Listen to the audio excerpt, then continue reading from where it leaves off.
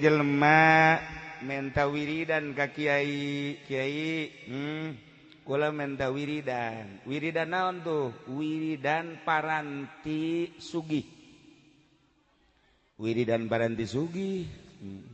siapa lamun sugih ya sana moal kuat mawa sugih dasar wali numerena wali dibere wiridanana paranti datang ke Allah ya bae wiridkeun naon wiridana innama amruhu idza arada syai'an ay yaqula lahu kun fayakun fasubhanalladzi bi yadihi malakutu kulli syai'in wa ilaihi turja'un wiridnya ieu nya engke sugih engke bakalna sabaraha kiai sapetingna 1000 Ba Ahmad 1000 sabare baca 1000 dibaca ku nyana 1000 Bismillahirrahmanirrahim subhanalladzi bi yadihi malakutu innama amruhu idza arada syai'an yaqula lahu kun fayakun subhanalladzi bi yadihi malakutu kulli syai'in wa ilaihi turja'un terus we dibaca ku nyana sapeting 1000 salila 113 poe mun dibikeun ka urang dieu olab asana moal kuat urang dieu Bismillahirrahmanirrahim innama amruhu idza arada syai'an yaqula lahu kun fayakun fasubhanalladzi bi yadihi malakutu kulli syai'in wa ilaihi turja'un barang geus meunang 113 poe lada lain deui hate begitu rada lain deui teu hayang kana dunya nu tadina hayang sugih jadi teu hayang kana dunya teu hayang teh teu hayang sama sakali bebeja deui ka kiaina kiai kula kuari mah teu hayang ge sabarna makana dunya ngan kula hayang ka hiji awewe kula bogoh jasa ka awewe lamun kula teu kawin jeung eta asana kula mah hancur ye hirup eueuh deui harepan teh ewal teh eta oh jadi sia bogoh jasa ye wiridkeun nya naon innama amruhu idza arada syai'an yaqula lahu kun fayakun subhanalladzi bi yadihi malakutu kulli syai'in wa ilaihi turja'un eta keneh eta deui udah emang wiridana ngau loba omong sia mah dibere wiridan si kos kitu ayo geus tujukeun ku sia tujukeun bismillahirrahmanirrahim amruhu idza arada syai'an yaqula lahu subhanalladzi bi yadihi malakutu syai'in tak geus tanyana 1000 sapeting eta mah pelet mah teu kudu 113 poe ngan 7 peuting doang dak dumadak nyana teh hampang awak begitu hampang awak teh peureum bisa hiber ieu mah hiber aing anu nembak moal cek kena ieu ieu mah pluk datang ka Mekah aing datang ke Mekah wiridan ieu masyaallah terus tawaf aing keur tawaf awewe teh awewe anu kunyana dipake ka hayang aya keur tawaf deui ieu oranganan tumpuan hatiku ada di sini cekeun jangan langsung tawaf beres tawaf teh beres tawaf ngobrol neng aing neng ieu bisa ka dieu kumaha bisa ka dieu kula mah wiridan tisa wiridanna ti guru kula di ditu di Indonesia Kiai Anu wiridanna naon innama amruhu idza arada syai'an yaqula ai kakak sarua aing ge wiridan eta ieu wiridan bisa jadi koski ka hiji nomor kadua na ieu nomor kadua apan kakak teh ieu sebenarnya mah bogoh jasa ka neng dibere wiridanna eta sarua tah dibere idama amru idza arada syai'an yaqula kun fayakun deui jadi kakak teh pan bogoh ka neng dititangna wiridanna eta pugu kula ge bogoh ka kakak aju dibere na wiridan eta aju geus ieu kudu kumaha tuh jadi jak kuari mah berubah hiji teu hayang kana dunia cek eta awewe nomor kadua kuari berubah bogohna ka Allah jadi kakak kuari teu bogoh saeutik-eutik acan aing ge sarua cek nya sia di hareupeun aing so amat aing ge sarua jadi teu bogoh ka sia bogohna ka Allah oh haraj asapan eta wiridan nu tadina hayang bogoh ka manusia digilekeun ku ahli Allah Pak jadi resep ka Allah masyaallah oh hara guys carita manehanana langsung bae ibadah sanggesa ibadah balik ieu mah carita lain orang Indonesia carita orang Baghdad barang datang ke Baghdad mau tidak mau ku kolotna ditikahkeun sia aja geus aya umur pan masantren geus lila aing nyaho ilmu sia geus rada ayaan alhamdulillah aing boga anak boga ilmu sia aing nyaho bahwa sia teh kita luturkeun ku jelema nu hayang ngaji kasiangan aing mah ieu cek indungna can punah can lantis lamun sia can kawin ku aing sia dikawinkeun tuh pilihan abah pilihan ibu mangga abdi pokona deuk nurut jasa akhirnya dikawinkeun awewe pan lamun dikawinkeun wedakna kandal jasa beuh luar biasa eta pipi ku herang-herang teu nyaho jerona mah kos kumaha nu penting mah herang bae geus kutuna ge kutu geus teu wani sirem si Soledad aya sirem ge ka dieu hajut si Soledad ngobrol jeung babaturan aing teu sanggup ti Soledad cek heuh aing ge sarua rapih jasa kacaritakeun mah dikawinkeun bae geus dikawinkeun ramean magrib selesai isya salakina mantes di masjid pamajikanana kacai beres kacai dikumbah nyana salat isya beres salat isya langsung ke kamar berbaring salakina asup ke kamar biasa endek malam pertama barang dideuleu ku salakina beda beungeutna jeung tadi berang mah ku lesang-lesang teuing barang dideuleu di kamar bopeng bolode bopeng ieu mah beak mah buak bopeng bopeng kabeh we sabeget bopeng bolode disogo gede cinggir cek ngaran teh salah itu sih dedegan aing ge tadi mah ku geulis teh ieu mah bopeng langsung pamajikanana Noel ka salakina biasa Noel biasa baik cak salakina teneng hampuranya kunaon ka kamar rada kurang deuleu jadi teu pati ka deuleu nanaon ge remeng-remeng hampuranya bungaheun jasa tah pamajikanna berarti aing bopeng teu ka deuleu ye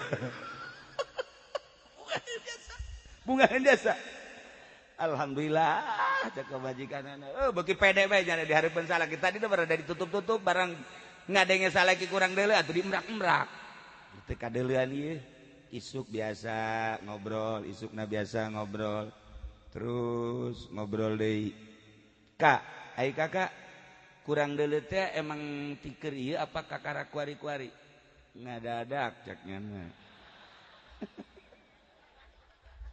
keur ieu mah teu ngadadak ajuk ieu kakak ieu masyaallah jangan nanti geus kieu meureun ti Gustina atulah ka geus nemah bae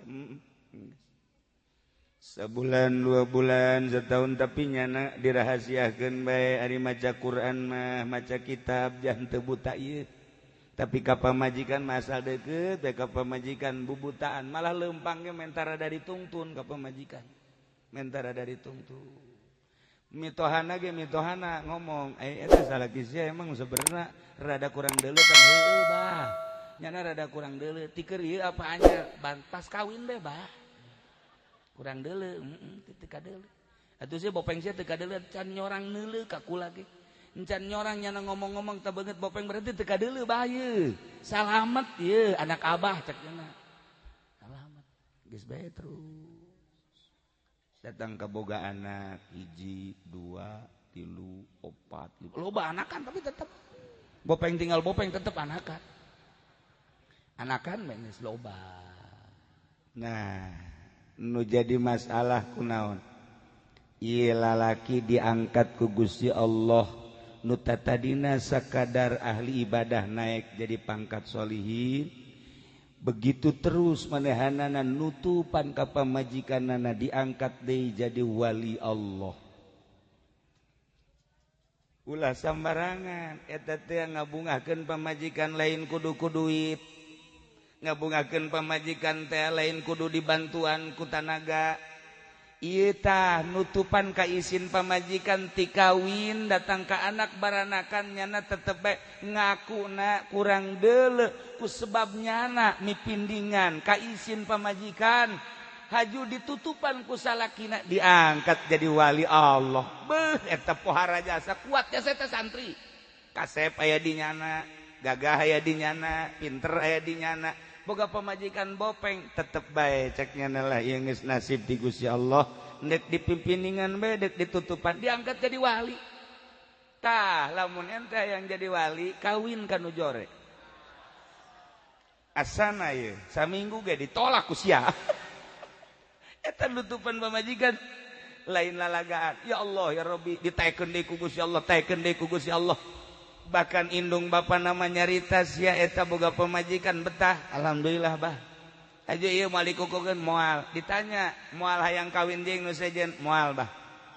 Kunaon emang? Kieu bah. Lantaran ieu kula mah hirup di dunia teh moal kebal jasa. Abah, ibu kula moal karebal. Isuk pageto bakal balik ka Allah. Nu dipikiran teh engke lain kuari lah sapira dunia. Kunaon eta bisa kos kitu? Hatena bersih jasa. Bersih jasa datang ke pamajikan gitu nyahueun tah bahwa salaki teh asli dapat teu kurang deuleu teu nyahueun lantaran mipindingan pamajikan diangkat jadi wali. Ya Allah ya Rabbi. Tuh lamun urang nyaritakeun dongeng-dongeng kos kitu tah nya babari orang jadi wali teh. Babari. Mun urang pamajikan kebenaran hideung ulah disebutkeun hideung. Ulah urang dikawinkeun menang kolot. Ieu pamajikan urang hideung sarua jeung kasrol lah kira-kira gitu teh. Hideung. Tetep bae urang teh ka pamajikan beus ya ku putih-putih teuing geus. Ngomong dua tah mah kok kitu Bang. Emi pindingan. Ya Allah ya Rabbi Karim. Eta nomor hiji. Nomor kedua Imam Syafi'i boga murid. Senggeus tamanehanana bisa ngaji pohara jasa nya kasep, nya bisa ngaji pan di Mesir maka rasep. Beda jeung di korelet di dieu. Di Mesir mah neangan anu jore, neangan anu henteu geulis moal aya. Di dieu mah neangan nu geulis ese. Di Mesir mah gareulis jelema. Nyahona geulis lain dedeulean kula. Ieu bae nu kolot ya Noel deui. Kan nya ilu ka Mesir, Noel kieu geulis amat. Berarti dedeuleana abnormal. Terlalu ai kolot aju neuleun geulis papan blon tah mah. Berarti kan geus teu normal. Nah, ieu Imam Syafi'i boga murid naon gitu pinter jasa. Ai prak dikawinkeun ku indung bapana. Jore jasa. Masya Allah. Mun potongan bangsa urang mah geus moal anakan. Setrum. Setrum. Setrum. Tapi nyana mah terus bae dilaksanakeun we teh perkawinan. Dibawa ka imah babaturanna ngomong. Eta saha? Pamajikannya. Sia teu salah deuleu. Lain, si aing mah hoka kasep sia jeung pinter sia kok boga pamajikan jore amat. Lain sut-sut kitu. Aing mah nanya eta kunaon sih kos kitu. Aing boga pamajikan jore kahareupna 10-20 tahun kahareup bakal berahasia tinggi. Dah, rahasia-rahasia naon? Deuleukeun ku sia ge. Deuleukeun, sia boga pamajikan geulis. Aing boga pamajikan jore tapi aing geus nyaho dihareup bakal aya istimewa. Coba buktikeun. Bener bae 10 tahun 20 tahun hiji anakna kabeh jara di kiai. Nomor kedua karangan-karanganana loba jasa. Nyana ngomong berkat pamajikan jore aing bisa ngarang kitab. Sebab aing teu betah di kamar. Jadi aing ngarang bae aing lah daripada dia ke pamajikan hapeuk keknya mending ngarang aing. Jadi ieu teh cenah boga anak eta mah dibujeng enggalna bae cek nya. Kutrek geus beres. Tuh aing teh kuari itu rahasiana. Barang 20-30 tahun kapanggih deui jeung babaturanana ari eta kitab anu dur toko kitab karangan sa Alhamdulillah karangan simkuring. ai itu anak anu nyeun pasantren di itu di ditu eta anak kaula alhamdulillah masyaallah rahasiana naon sih eta bisa boga anak jadi di kiai haju karangan loba rahasiana pamajikan jore jadi aing geus teu betah jasa aing mah di kamar teh teu betah neule irung ya irung kos kitu mata kos kitu haju ieu sungut jebleh gitu pan. Nah aing rahasiana kulantaran teu betah pake nganalar pake ieu ngarang tah kitab karangan-karangan aing loba eta teh berkat pamajikan aing jore tuh nu mantak di jero kateungeunah aya rahmat Allah geus lamun urang boga pamajikan jore asana ieu ye anu ngamotivasi ka aing bakal jadi wali aing tungtung nama ka pamajikan teu bogoh jadi wali henteu. Urang mah rugi 12 betungtung nama nu jelas mah disadari ku Gusti Allah disadari ku urang nah ieu maksudna kumaha hate urang lamun geus bersih neuleuna naon bakal akur neuleun nu kasep ciptaan Allah neuleun nu geulis ciptaan Allah neuleun nu jore ciptaan Allah neuleun nu kumaha bage ciptaan Allah urang bersihkeun ge hate urang satungtung urang dibere umur ku Gusti Allah pake dumadeheus ka Gusti Allah abe urang ibadah mantep ka Gusti Allah urang geus jelas masjid mah ieu teh kurang bersih maningan ngabersihan hate urang yu urang babarengan di mana kiai ngabersihan hate moal aya di sakolahan mah ngabersihan hate mah ayana di pondok-pondok pesantren salafi ai kitu pondok pesantren modern salah teu salah sama sekali jang perbandingan mah jeung kemajuan negara tetep kudu aya pondok pesantren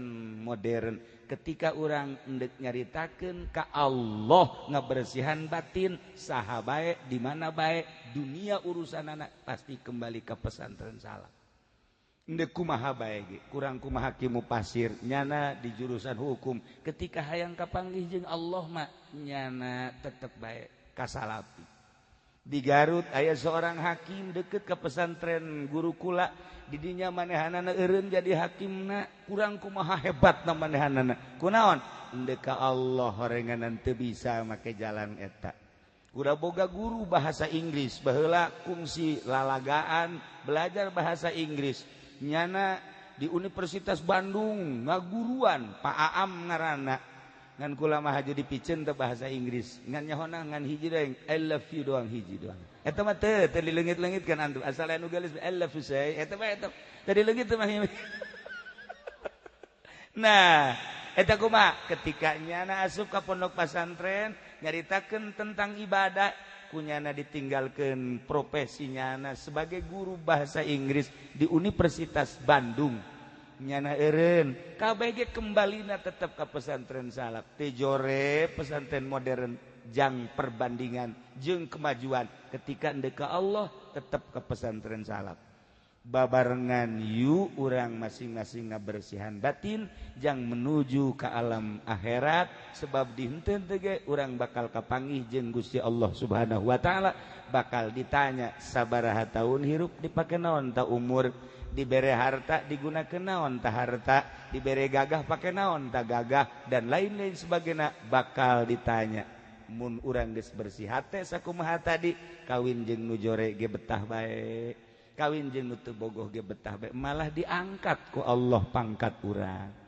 ngan aing ngahaja-hajana ngan nu jore mah tetep ulah eta mah geus kitu bae ti Gusti Allah na mun urang dikawinkeun kabeneran teu bogoh teruskeun kula boga dongeng hiji deui aya santri abah kawinlah jeung hiji awewe nang kolot teu bogoh barang geus teu bogoh cak abah teh teruskeun bae eta mah mustika ti kolot akhirna diteruskeun santri loba kabelah dieuna nyana teh teu bogoh jasa abah pan geus eueuh lah cek nyana ja guru geus eueuh ieu lah aing dikawin deui lah cek nya neangan deui nu herang aing nu bogoh ieu aing teu bogoh masalahna teu bogoh padahal mah anakan terus aing neangan nu bogoh lah neangan nu bogoh aya kapanggih babari atuh jajaman kuari ieu pamajikan nu ituna ditolak acak-acakan rumah tangga pikirannya na aing bisa nyeun pondok pesantren babari lah ai jeung nu bogoh manggeunaheun kawinlah jeung nu bogoh ternyata teu bisa dibawa ngaji acak-acakan datang ka kuari santri eueuh ngaji nu nuturkeun eueuh pamajikan itu nangis maot kuari teh rahasiaan hanya anu mentak ulah naon kitu ngaranna bangga ku kasep ulah bangga ku geulis lantaran eta mah sakadar sifat urang boga pamajikan geulis tapi teu bisa dia pake diajak ibadah nyeri hate makan hati kuari mah maningan boga pamajikan urang Lampung galak geulis galak atawa urang Brebes hideung ngan bager maning mana coba mendingan ayo tuh sekali deh Lampung nya putih nya geulis tapi galak ai urang Brebes nya hideung nya beke tapi bager maning mana ayo tuh bisa nggak jawab sih aja esek aja kukumaha ge itulah para jamaah kaum muslimin wal muslimat rahimakumullah